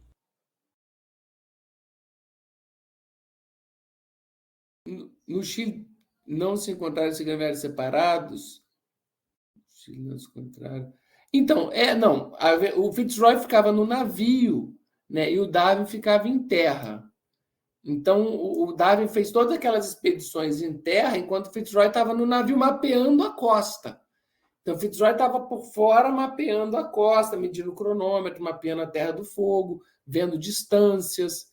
Ele estava preocupado com o mapeamento de costa. Tá? Não achou o Dodô. Ele não viu o Dodô no Chile. Não, nas Ilhas Maurícias. Não viu. Nada ali, nada. Mas a questão é que em todo esse período que o Darwin estava em terra, o Fitzroy estava no navio fazendo cartografia. E aí eles se combinaram de se encontrar lá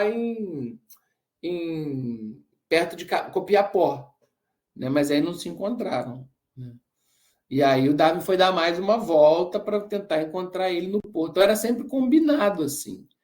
Em todos esses lugares, o Darwin ficava em terra e não aguentava ficar no barco, no navio, e o Fitzroy ia mapeando, fazendo mapeamento costeiro.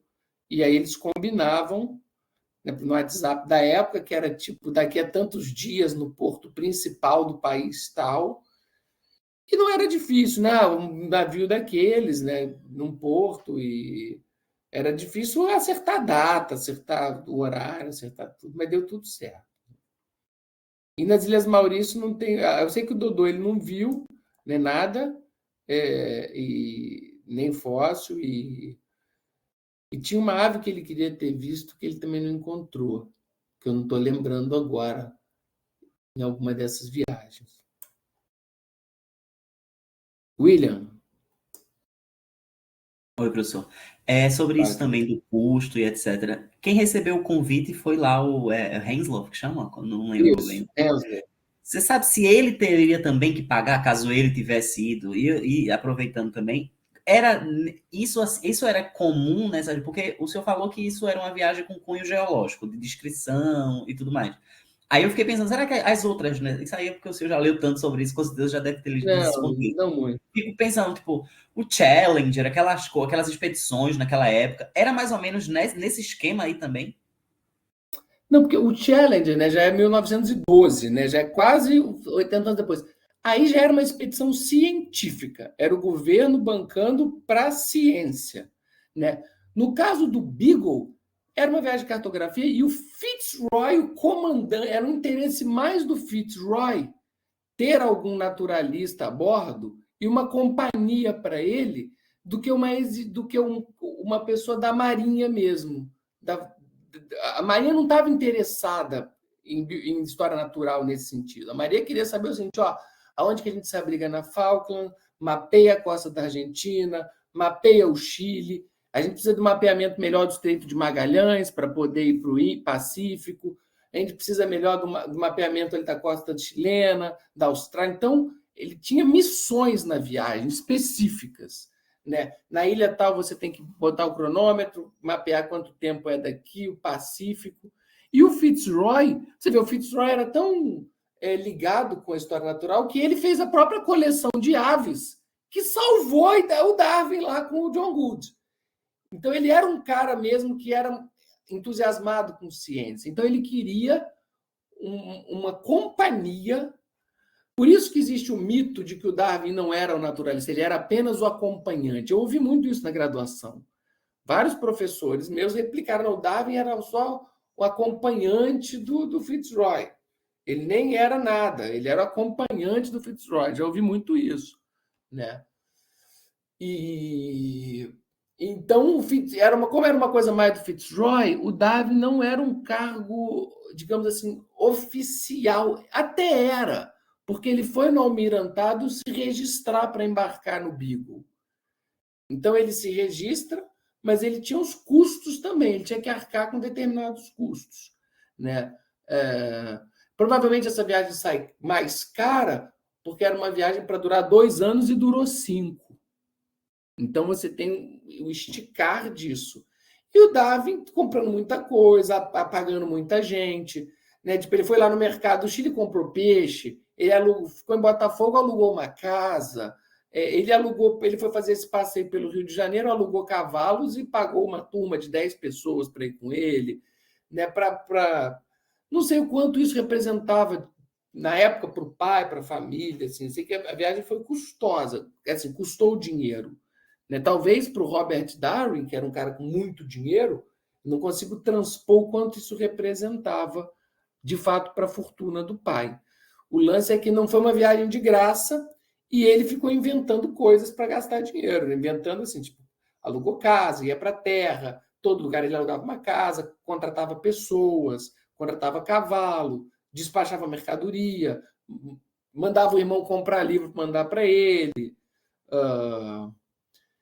Então, teve todo esse custo, assim, né? Mas eu já até saí, tu perguntou outra coisa, né? Se ele também teria pago, se ele tivesse ido. O Henslow, né? Cara, provavelmente teria um custo. Eu não sei se o Henslow seria tão inventivo, porque se ele ficasse quieto no navio, o custo seria bem menor. Teria uma taxa para você pagar para estar ali, a taxa do navio. O lance é que o Darwin não ficava quieto no navio. Então, todo lugar era aluguel de casa, era pagar a pessoa, era pai, preciso de um ajudante, preciso comprar isso, preciso comprar aquilo, preciso comprar ferramenta, estragou minha bota, estragou meu machado, estragou. Então, o tempo todo ele estava tendo gastos ali.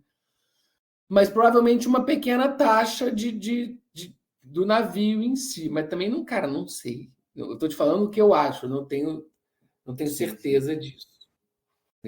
Quase um CVC mesmo, como o Thiago aí falou. Não, aquela do Thiago foi, cara, foi incrível. Galera, então, hoje a gente acabando um pouco mais cedo, nem 4 horas. Chegou o momento aqui de quase 50 pessoas, eu acompanhei, agora estamos com 36.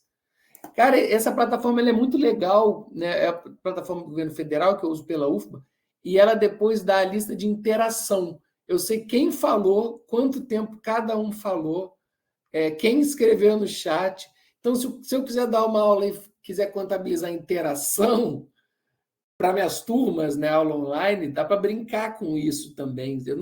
Incrível, se eu estou gravando as aulas, vou, dependendo de como ficar a ideia, colocar no YouTube. Então, gente, olha, mais uma vez, obrigado demais pela presença. Tem 35 pessoas aqui numa tarde de quarta-feira, há 2 horas, ouvindo fofocas e histórias sobre Darwin. Isso é muito legal. Obrigado demais por vocês estarem aqui. Amanhã a gente continua. Amanhã é uma aula que eu acho muito importante, assim, porque é a Down House. Então, são os hábitos de vida, da vida adulta, como que ele se organizou, o que ele fazia. Talvez não seja uma aula tão longa, né? Mas é uma aula que eu adoro também. E é isso. Vamos curtir aí o final da tarde. Amanhã a gente está aqui junto. Quem postar, marca lá. O Thiago tem feito as postagens muito interessantes. Ontem foi dos artistas, achei o máximo também. E é isso, estou lá no grupo, eu vou ver se daqui a pouco, quando eu conseguir dar uma pausada, eu estou optando por dar essa aula aqui ao invés do laboratório, porque a minha biografia do Darwin fica em casa e a internet de casa é mais garantida que no laboratório. O laboratório é aquela internet da UFBA, que você não pode contar, né? Então, aqui eu garanto uma internet boa para gente. Professor, só aproveitar o finalzinho. Tem um livro que é de um rapaz, se eu não me engano, ele é de Pernambuco, H.C. Almeida, não sei se o senhor já ouviu falar. Eu já tinha visto ele, nunca li ele, nunca comprei ele. Chama-se O Fenômeno Humano, e a premissa do livro é os reais objetivos da viagem de Charles Darwin, né, no Beagle. E é de um professor, acho que da Universidade de... Não me vou lembrar agora direito, tem que pesquisar certinho. Eu não sei se o senhor já ouviu falar desse livro. Eu fiquei curioso, cara, porque eu até tentei achar ver se existia em PDF, mas não tem. Mas depois, se tiver o link de compra, manda para a gente lá. Tá. Eu achei interessante. E um outro comentário, né? Era isso. Você já ouviu aquele podcast de 2 meninas que criaram 20 mil léguas? 20 mil léguas. Já. Ah, tá. Eu ia perguntar o senhor. É claro que o foco delas é outro, né? Não é científico. Elas têm outras abordagens. Não, quando eu escutei, achei interessante. É muito bom, porque elas nem são da área, né? Elas não são da biologia. Se você reparar, a trilha sonora é feita pelo Frederico Ferreira, que é um amigo de infância meu.